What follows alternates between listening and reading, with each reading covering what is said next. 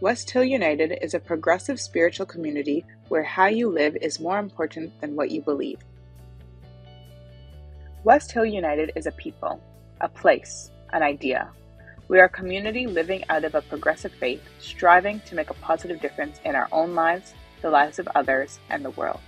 Join us Sundays at 10:30 a.m. or connect with us at any time. Hello, West Hill. My name is John McKechnie, and it's my pleasure to welcome you to West Hill today. I live in Linlithgow, Scotland, where it is currently 3:30 p.m. in the afternoon. I must say I did like the pink feather bow on the piano, and I see there's also one over the lectern. Excellent. What a good start to Sunday at West Hill. Welcome again, wherever you are joining us from, whether near or far. We hope that our time together today will help us all focus on what matters and encourage us for what we face over the coming week. We strive at West Hill to be a community that celebrates the full spectrum of our shared human experience, not because we have all the answers, but because we are willing to keep asking questions together. Today, that question is, if life is a game, aren't we all on the same team? Don't think that there is something flippant about this, but this is a metaphor to enable us to take a deeper dive into how important our values are for everything we do. Stay to listen as our team captain expands on this. You have seen one of the slides today says, diversity is being invited to the party. Inclusion is being asked to dance. Well, June is Pride Month, and the reminder of this is very much in front of us. I'm looking at the lectern with the pink boa, and I saw the pink bow over the piano too. So it's Pride Month, and it's a reminder to us all that no one group or person has more value than any other. During June, we will be acknowledging that sexual orientation and gender identity do not determine whether one has greater or lesser value as a human being. Why? Because we all have equal value and deserve to be treated with equal respect and compassion. Today, you will hear more about this. You'll hear about the Moose Tide campaign. You will hear our land acknowledgement, and both of these will affirm our conviction and commitment to treating everyone as having equal value and deserving of justice in equal measure. So we invite you to enjoy this particular party. But more importantly, we ask you to dance with us. Thank you, Verna, for these words. And now our land acknowledgement. West Hill is located in Treaty 20 and in the area of the Williams Treaties of 1923. These are the lands of the Mississaugas of the Credit First Nation and were previously occupied by the Seneca and Huron-Wendat First Nations. Please take a moment to look towards the two-row banner displayed in our meeting hall. It was designed by the congregation and chosen because it is based on the two-row Wampum Treaty. This is a mutual treaty agreement made in 1613 between representatives of the five nations of the Haudenosaunee and the representatives of the Dutch government in what is now upstate New York.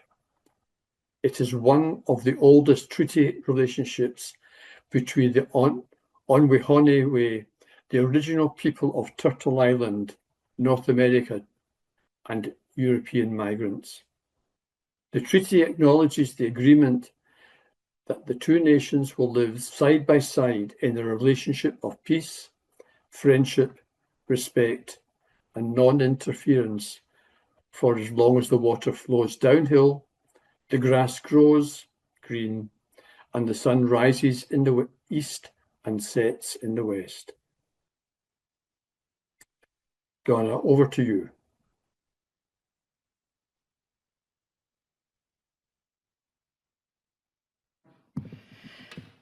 Last week, Glenn spoke about what brings a person to harming another and the lessons we learned from the Moose Hide campaign, the support needed to soften the blows of life. Yesterday, I honored the 30th anniversary of my mom's passing. She lived a life of passion and love and died peacefully. One of the things we're learning with the Moose Hide campaign is that many women don't get that chance, get that choice.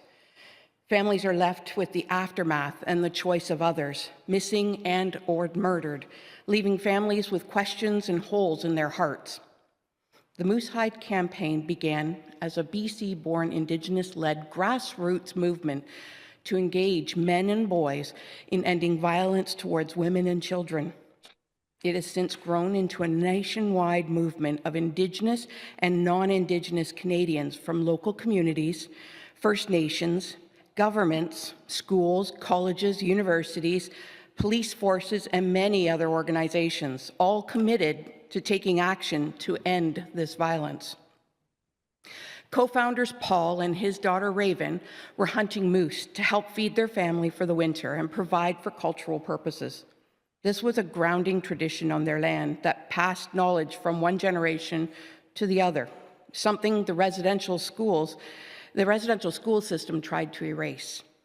They felt connected to their surroundings within their carrier territory along the Highway of Tears in northern BC, where so many women have gone missing or have been murdered.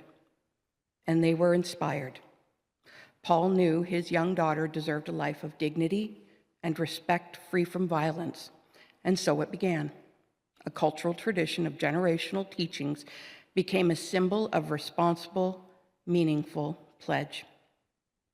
The Moose Hide campaign offers a commitment to take action in honor of women and children everywhere, and a symbol of honoring Indigenous medicine and healing.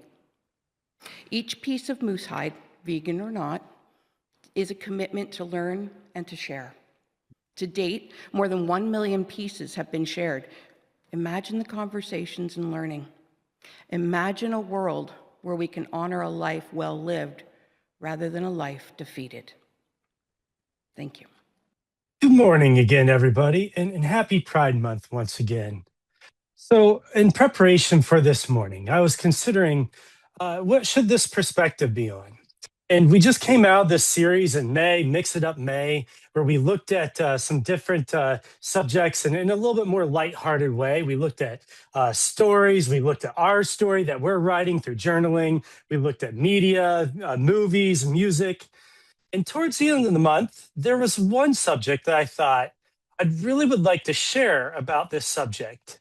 And so I thought maybe we'll kind of do a little bit of an extension. We'll do one more week, and we'll do this subject.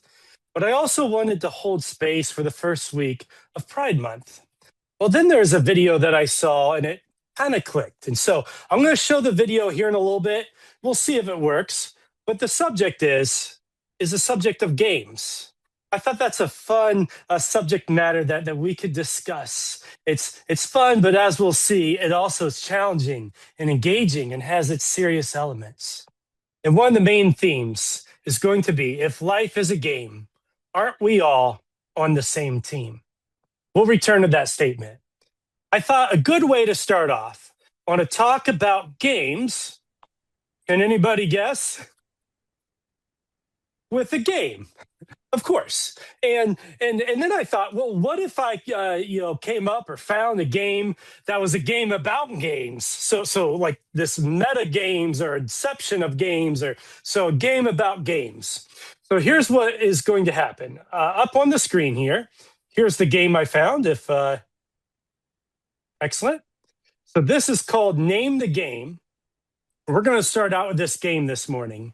And basically what's going to happen is, it's going to ask you to guess the classic game based on the alternative name.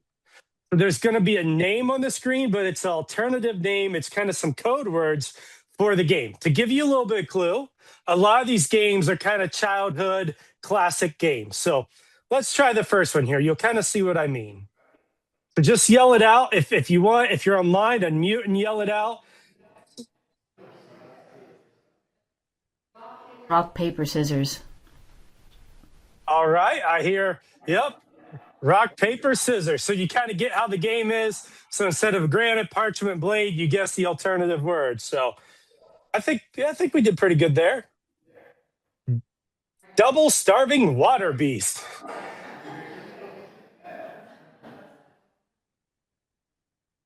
Anybody online? Something to do with fish? Anybody in the hall? What's that? Something Hungry, to do hungry with fish. hippos. Hey, hippos. Lee. So That was my is that a son's game idea. well, he's good. Yep, hungry, hungry hippos. Remorse. Hey, sorry. All right, there we go.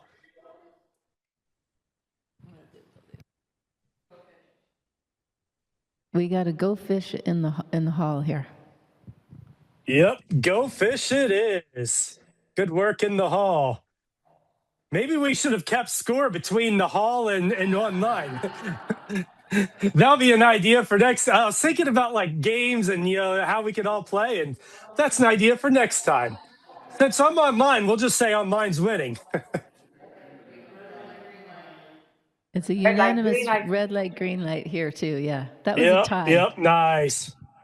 Yeah, that was a close one.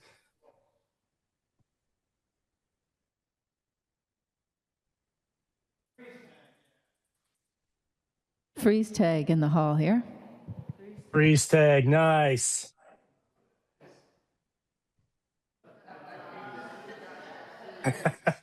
I can hear people on that one. Yep, nice. Duck, duck, deuce. This one stumped me when I first saw it. Candyland. Nice, well done. Who was that online there? That was me, Louise. Oh, it didn't stump Louise. She was quick on that. I play that game. Yeah, musical chairs. I think there's one Aaron. more, and this one stumped me as well, so we'll see. Yep, the last one. I Uno Spy. from the hall. Uno Uno. from the hall. Yeah, Uno. Uno it is, but I Spy is a really good guess as well. So life is not a game, people. Life isn't a cereal either. And then he says, well, it is a cereal. And then he realizes actually it is a game as well. We've probably all played the game of life at some point. And if life is a game, as the kid says, aren't we all on the same team? This morning we started out, we talked about different games that we played. We played a game that showed some of these childhood games. And for myself, I of course, as many, every child probably has. I played a lot of games growing up. Now, I didn't grow up in Canada. However, I played a lot of hockey. And I enjoyed it. It was roller hockey, as we really didn't have much ice. I played a lot of roller hockey outside, and it taught me so many different things, such as how to be on a team or how to have competition, but enjoy it in a healthy way. It taught me how to get along with my brother somewhat. Still probably working on that. Now we're pretty good at that, but growing up, not always the best at it. It taught me so many different things. It taught me that something difficult, like playing hockey, could also be enjoyable. It taught me that if I practice, that if I try to have discipline, that maybe I can even get better and enjoy it even more. And games continued for me. I played lots of different games growing up: basketball, hockey, board games, video games. And then, when I was in high school, I played soccer, I ran track. As I went into college, I ran cross country. And I, of course, played lots of different board games with my friends. Trivial Pursuit was a game that I played. Euchre, someone had mentioned, played lots of euchre. And then one of my fondest memories was around games. My grandparents, they lived a couple blocks away from the university where I attended. And what a joy that was. I mean, not only did I get to go see my grandparents and just experience their warmth, but I could go and get a good meal whenever I wanted. They always had, some sort of treat, cookies or cake, a laundry. But then every Tuesday night, we started a tradition that lasted years for us. And the tradition was I would go over and I'd have a meal with them. We'd have a really good dessert. And then we'd play games. Oh, here's a picture. For some reason on this night, I just snapped a picture of my grandparents, and then we're sitting there at the table playing.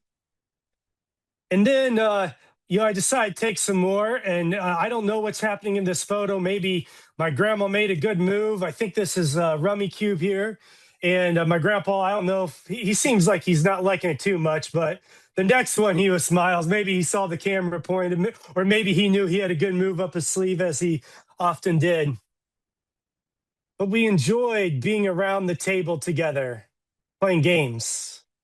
And I would invite lots of my friends over from school, and they would come. Maybe they came for the good meal. Maybe they came to get away from the things going on. But the games, it just made things better. It brought laughter and joy and connection around the table. And my grandfather, even after his Alzheimer's diagnosis, games is something that we could always keep on doing. And even when there's some games he couldn't play anymore, eventually all we could play was Yahtzee.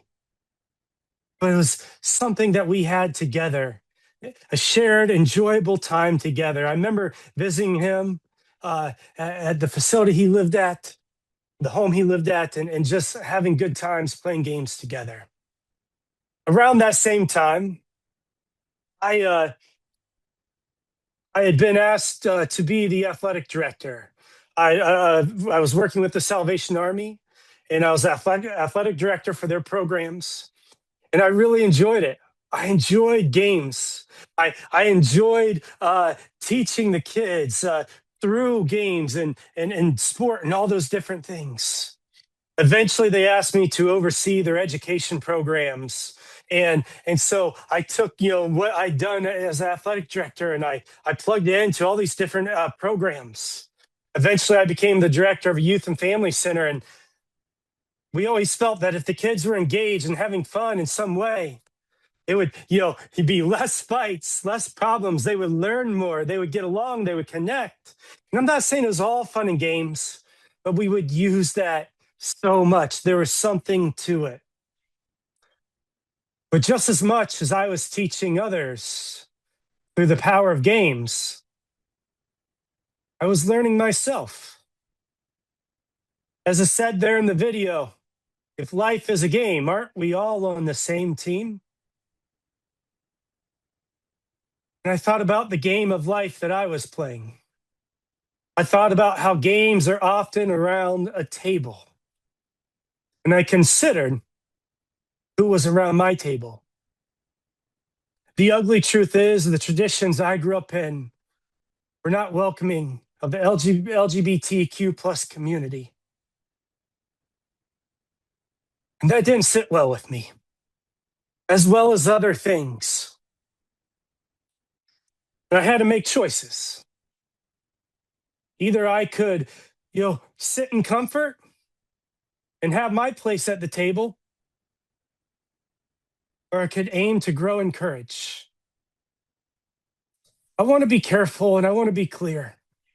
This isn't a story about myself. I want to be careful of that. I set it up, because I can share from my experience, but it's a much larger story that we are all a part of. And it's LGBTQ plus issues, it's other areas of justice, it's all things that where we need to widen the table as much as we can. And this is so much of why I appreciate so many of you, as well as West Hill, I mean, I think of different individuals, I'm going to mention some people by name, but I think of Aaron and the work that you've done, your documentary on showing, highlighting the issues of trans youth. I think of Barb and as Martin mentioned earlier, and how you've led efforts helping transgender refugee. I think of so many of you showing up at events and rallies and the things I've seen you post on social media, because this is a real issue.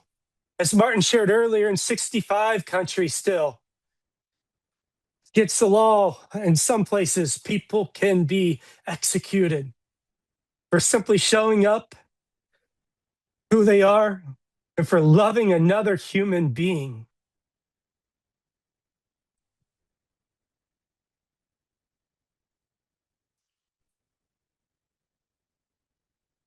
And so when I come back to the subject of games, and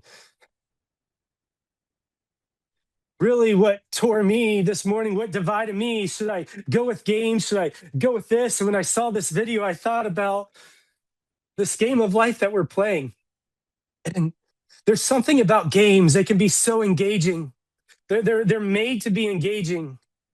They have these twists and turns, and they have these ups and downs. I think of the game of Chutes and Ladders, that a lot of us probably played as a child. There's times where you're going up the ladder and you feel like you're making progress. And then there's times where there's that chute and you go down. And that's how life can be. And that's also how some of the social justice things that we are facing are going. I can't speak as much for Canada, but I know here in the States, there's been so much progress made, and at the same time, so much regression. And that's why we can't stop. We can't stop participating. And look, I want to be clear about this whole analogy of life being a game. Yes, I get that life is more than a game, that there's things to be taken seriously. But at the same time, I don't want to discount the joy that it can be to participate in this game and to stand up for what is right. I mean, even just this morning alone, I went and grabbed breakfast at a place, and I was at this place having breakfast, and I was there. They have like a bar that you can sit at, and the cook is right there cooking, and there's employees fighting there in the restaurant. And the cook just kept on singing happy songs. And he kept on saying to some employees, not now, not now. Just take a moment, take a moment. He was withholding peace and justice just in that place. And there's all these little ways that we can be giving to justice. And especially in light of Pride Month. Like I said, I see so many of the things that so many of you are doing. And I want to encourage you, keep going. Because this game that we're in, it's worth it. It's not always easy. Just as those things that I have faced, I know that so many of us have faced, where we could stay in comfort or we could choose courage. There's a quote, and I'm paraphrasing, it says something like, we can choose courage or we can choose comfort, but we can't choose both. We have to keep stepping out in courage. We talk about love here a lot at West Hill. And that's what courage is. It's love in action.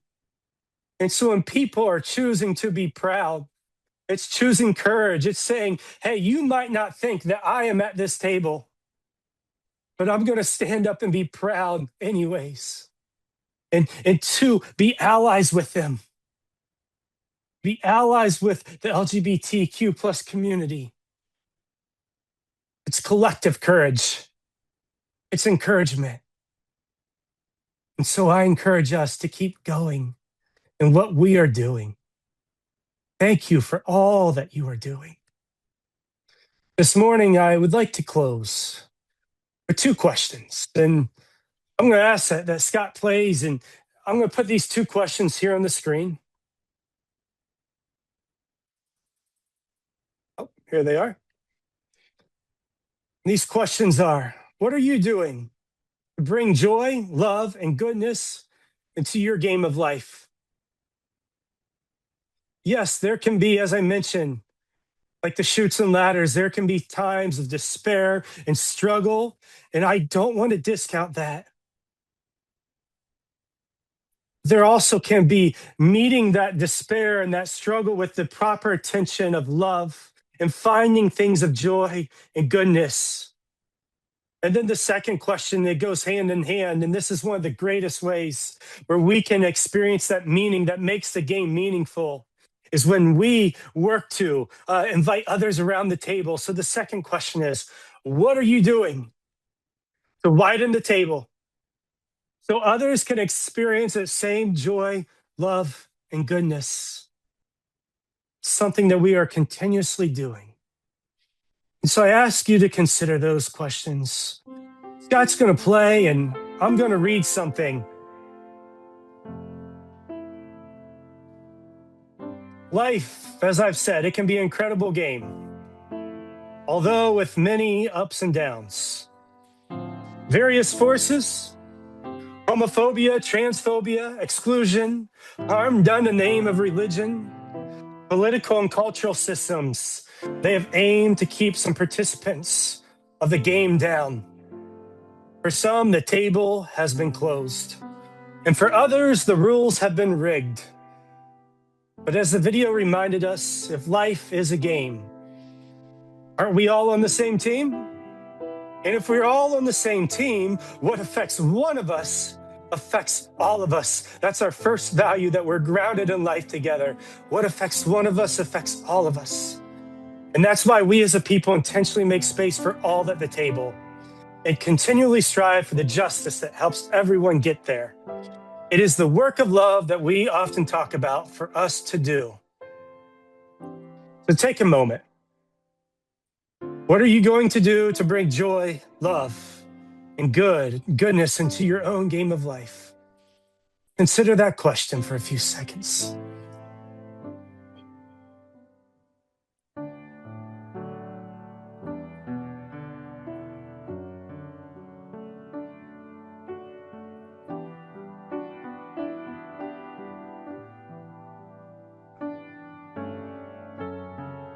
And then the second question, what are you going to do to widen that table?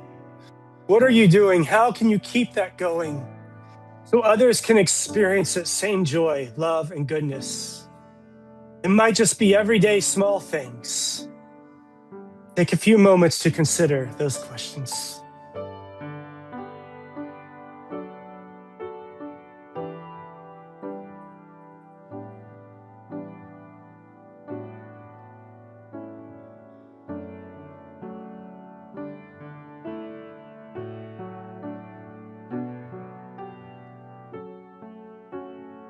I want to say to each and every one of us, I'm so glad that you are here at the table this morning. And I'm so encouraged by so many of you, as I've said, that you're striving to help others belong as well. And then I encourage all of us to continue together in this journey.